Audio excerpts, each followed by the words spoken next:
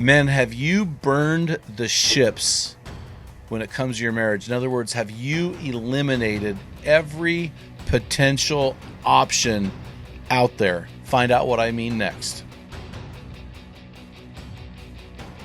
Men in the Arena Army, we salute you. Hey guys, thanks for listening to this episode.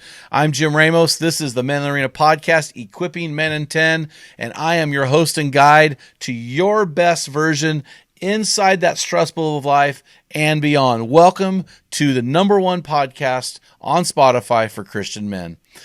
So guys, let's talk about this theme of burning your ships in the context of marriage. You know, this goes all the way back to 1519 and Hernan Cortez, who, when he landed, when his 600 Spanish conquistadors landed in Veracruz, Mexico, they burned the ships, and it was Cortez's way of putting his men on what military strategists call death ground.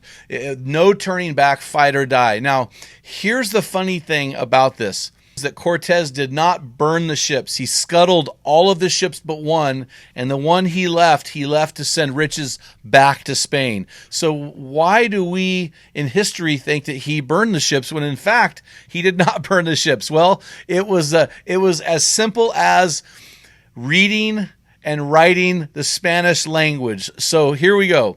Hugh Thomas, in his book, Conquest, Montezuma, Cortez, and the Fall of Old Mexico, explains this. So the early documents speak of the boats breaking, and the Spanish word is quebrando. So, but what happened is, thanks to bad handwriting, we have the word quemando, which is burning. So Thomas in his book continues to explain that Cortez himself, writing about this account of the experience, explains the deliberate grounding or breaking, quebrando, of the ships, and that not burning them at all. So kind of a fun little story there. But if we look at Exodus chapter 20, verse 17, we read this, and I'm going to change the words up a little here as well. You shall not covet your neighbor's house. You shall not covet your neighbor's ship, or his male or female servant, his ox or donkey, or anything that belongs to your neighbor. Historically, the ship that men have their eyes on is the ship of a friend, or the ship of a person in their office, or the ship of someone on social media, or the ship of somebody they went to high school with way back then.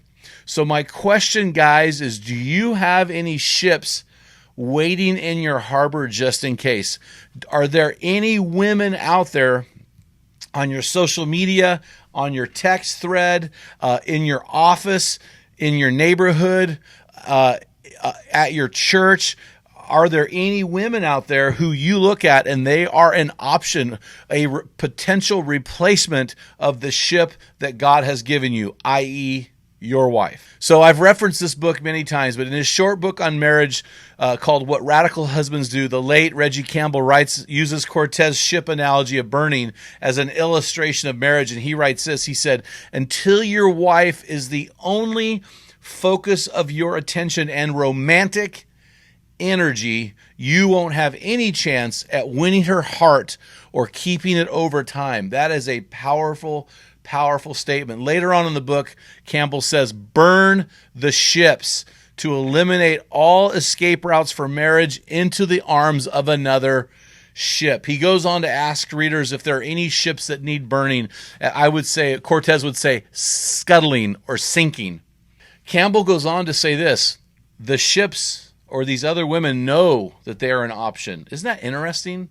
So you have an option out there, another woman, another ship, and Campbell would have said that you know that she's your option, and she knows that she's the option, which means you have had a strategic guardrail breach.